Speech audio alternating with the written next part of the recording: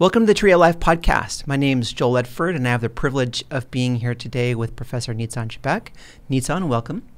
Hi, Joel. Thank you for having me. So today I wanted to spend some time just sort of getting to know what your academic journey has been, maybe give you a chance to introduce your research and provide some context for what you do and why it's important, and maybe ask a couple of questions. Yeah, sure. So I'm originally from Israel. I did a bachelor degree in life science and biology in a fairly small university in south of Israel. After that, I did a master degree in molecular genetics in yeast, where I start working on particular proteins that involve in something that known today as the Ubiquitin Protosome system. So that sounds to me kind of like you knew you wanted to be a scientist pretty early on. Actually not. No? I was not sure about it, honestly. I think my journey was, I was confused, I think, as many other people, what you want to do in your life. I felt that I'm more oriented towards going to med school. And my bachelor degree was a little bit more oriented towards like a pre-med type of bachelor degree. But then I had the opportunity to do a research project in my third year of my bachelor degree, where I started doing science and also work a little bit with physicians and start learning more about how science is being done and the differences between what does that mean to be a physician, what does that mean to be a scientist, which not many people know at this stage. You're thinking about saving people, you're thinking about saving humanity, saving patients, and one thing that occurred to me is that a physician in his lifetime may save maybe 1,000 people. However, the guy that invented or discovered penicillin, saving millions of lives and still saving them. So there's something so powerful in being a scientist that you can really help humanity and contribute and have such an amazing contribution to health. And yeah. So is it fair to say that your experience as a master's student sort of solidified your interest in pursuing a research career? Yeah, definitely. I think I would say that even during my master degree, I start learning more about the technique and how to use different type of tools to answer scientific questions. One thing that really opened my mind was a training in Sussex University in the UK that I work with more international scientists. When I work in Israel in this small university, I was less exposed to international science, and being in a completely different environment opened my mind to the fact that science is it's a common language, and it's the same terms that you're going to use all over the world. And there's something that you can expose to different scientific environment and get to learn more things. And I think that was the point that I was really was mind blown by the people around, being integrated into different projects, and then coming back to Israel with this type of tool sets and work on my master degree. And during this time, I was start to fall in love with these particular proteins that related to destruction of other proteins in cells. And back then, there was an announcement of the Nobel Prize laureates, and it was in 2004, and it was in my middle of my master degree. And it turned out to be that the guys that discovered the systems are in Israel, in one of the northern University of Israel, known the Technion, which is an excellent place. And I found myself going and trying to get my PhD with Aaron Chekanover, which was the guy that discovered the Ubiquitin system. And I had a great conversation with him. I had a couple publications during my master, and I found myself doing a PhD on the Ubiquitin system. And it was quite a journey where I investigate quite a bit of biochemistry in cellular systems, using in vivo and in vitro type of experiments, looking at the Ubiquitin Protosome system. And I can tell you a little bit about what is the Ubiquitin Protosome system mean. Yeah. So I'm curious to know, so before we start talking about that, can you just very briefly, so when I think of you, I think of structural biology. So what's structural biology? Yeah, so even before structural biology, so I think that my PhD was still far from structural biology. Okay. I mean, currently what I'm doing now is using structural biology, one of the tools that we to discover things. But my work as a PhD was mostly biochemistry and cell biology. And something during this time, I fell in love with trying to see how things really happen at the atomic level. So how processes, biological processes, are really working, not by zoom out, looking at microscopy or looking at tissues, but actually how they happen at the molecular level. And then I start being engaged in structural biology. And structural biology, it's a field that basically focus on how macromolecules really look like, what's the chemical compositions, and looking at proteins. So proteins are made by amino acids, are comprised of amino acids. They have different folds, and these folds create their own personality where they can interact with other protein and solicitate or trigger different type of responses. And that's immense because there are so many biological processes in any cell. And of course, depends. There are some of them that are fundamental and conserved among all living species, and some of them are very specific to particular species or particular tissue. And I was really interested in that, and this is where I did my postdoctoral studies in University of Washington, Seattle, in the lab of Ning Zhang, where I started training and learning. I started to be trained and learn structural biology, mostly X-ray crystallography, and how you can take a protein sample, crystallize it using particular conditions, and then use X-ray to eventually solve the molecular structure and the atomic structure. And so that crystallization, though, I always think of that as almost like an art unto itself, right? To make that happen. Oh yeah, it's still, I think, it's a craft that is still going on, even though some people think that it could be an old craft with the advancement of cryo-electron microscopy, which is also something that we began to explore in the lab, as well as AI, so artificial intelligence, really came into play to be able to predict folding of structures, which is pretty remarkable. It's really, really useful. That said, when the proteins are become more complex and there's even complexity between several proteins together, you still need to have an additional method to really solve these interactions. X-ray crystallography, using this, I would say, magical moment when you mix between different conditions that are completely chemicals to bring proteins close enough to each other in a concentrated level that they will form a lattice. And eventually the lattice will be so immense that it will have a symmetrical shape like any crystal that we know. So this crystal provides a symmetry that eventually allow us to extrapolate that into a electron density map. And so these crystals are pretty stable then? They're not... Some of them, yes. I mean, there's quite a bit of experimental work that need to be done, sometimes to optimize crystals. Sometimes you don't see crystals as they are, as crystals. You can see something that will look like crystal. Maybe it will have a different shape. Some crystals are very not stable. Some crystals are a little bit more stable. There's quite a bit of factors that are related to how you get a really good crystals. Some of them, most of them, it's very hard to predict. It's really one of this type of, I think, field when it comes to crystallization or crystallography that you really need to try lots of things. For that, we have a robot that is a liquid handling machine that basically enable us to set up lots of high throughput condition in few minutes.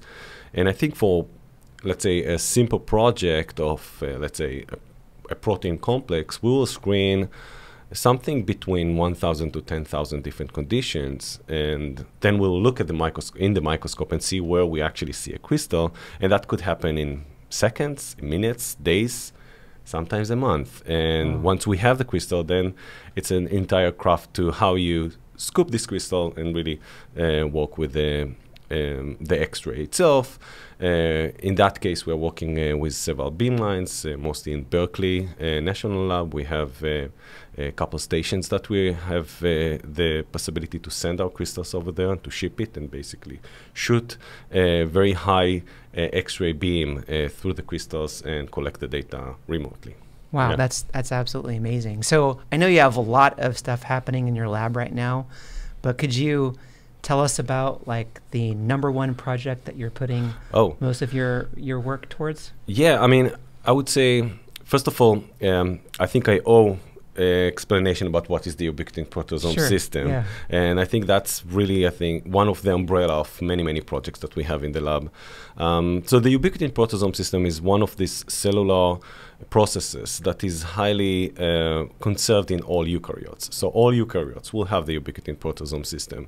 And this system is, I would say, pathway is, in the end, recognize particular proteins and destroy them by the protosome. So the protosome is a megacatalytic complex that destroy a protein into very small pieces. In a way, recycle the protein so into it's like the a amino trash acids. can or something? It's a trash can of the cell.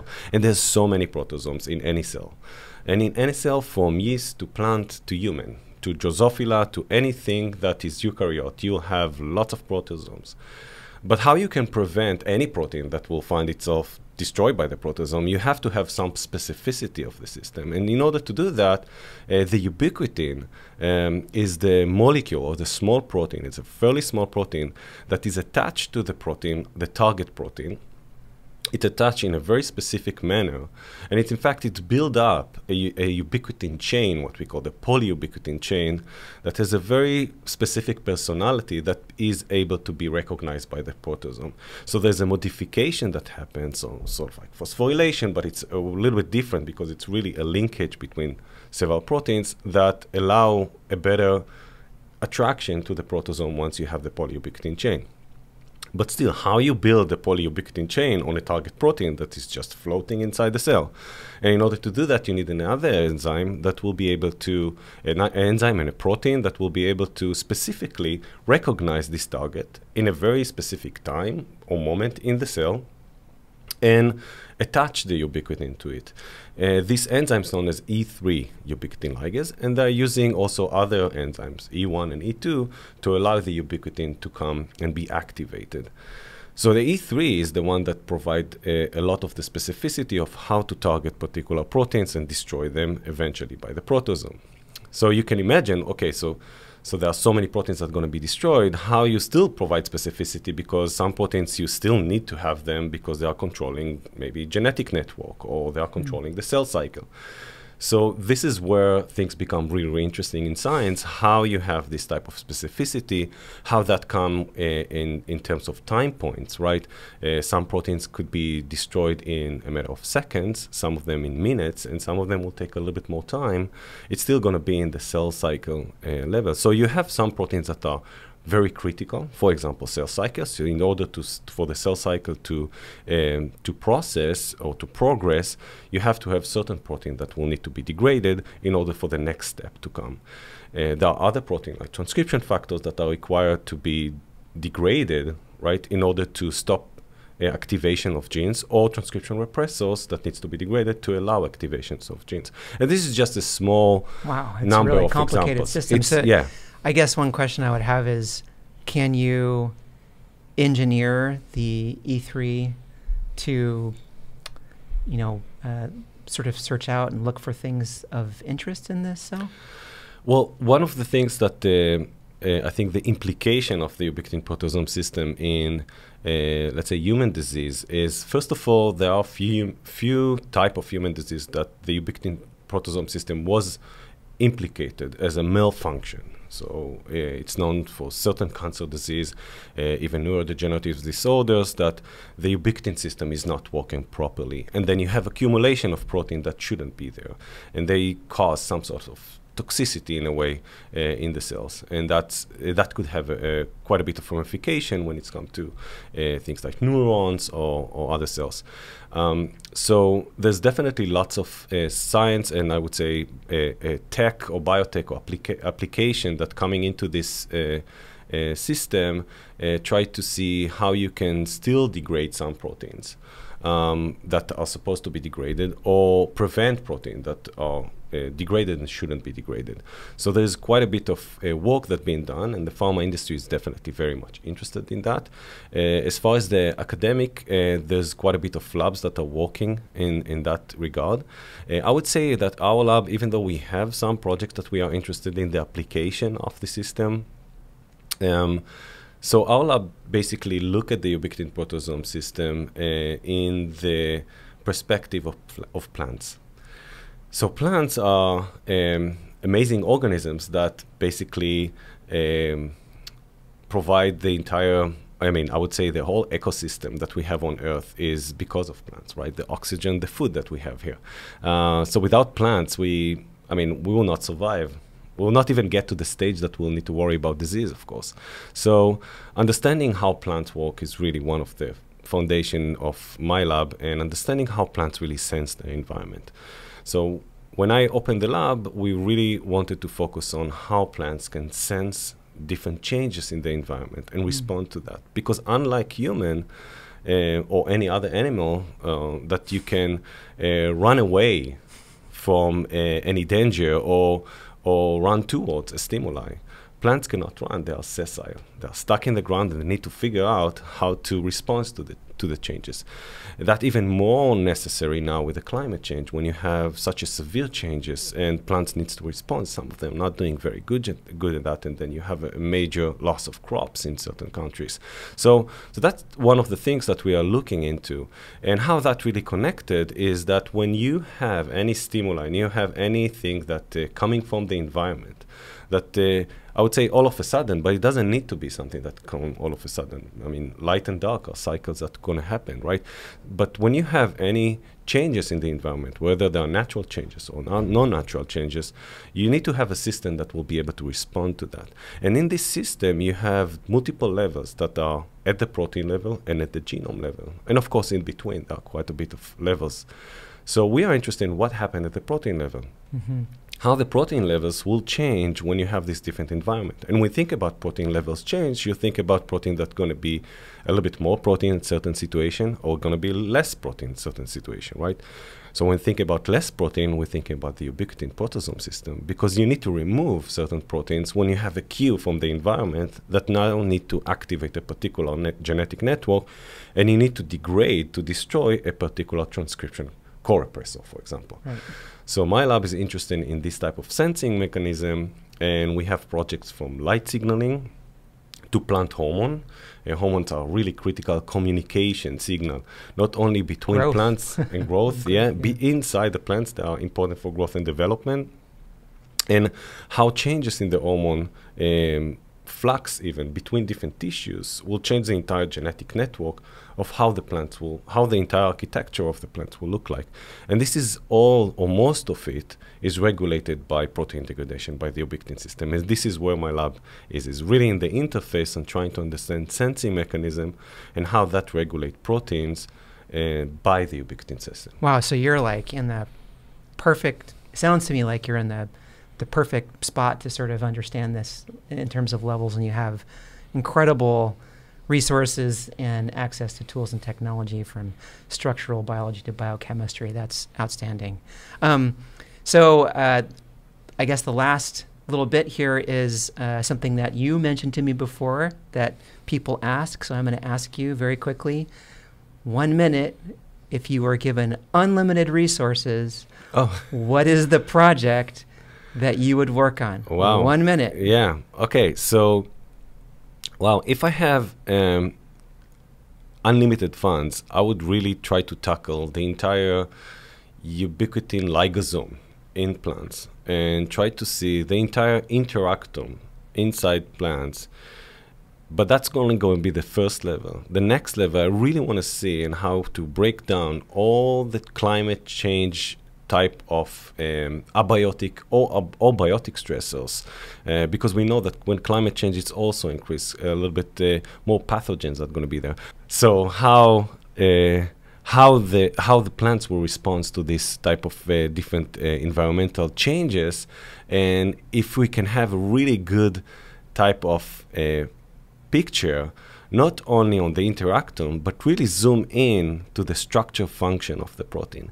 Can you really tackle the entire interactome of protein-protein interaction at the molecular level, at the atomic level? And I think that's going to be it's pretty ambitious to think about doing all of it. Definitely you cannot do all of it, but definitely thinking about isolating particular pathways and looking at this dynamic at the structural level. Outstanding. Sounds like a brilliant project. Yeah. Can't wait to go back to graduate school and join your lab. Sure, yeah. All right. Well, thank you so much for your time today. I'm you. sure that, when I share this, you might get a few questions and requests from students. I know you have an active mentorship program in your lab. So thank you very much, and we look forward to hearing of your future discoveries. Thank you, Joel. Thank you.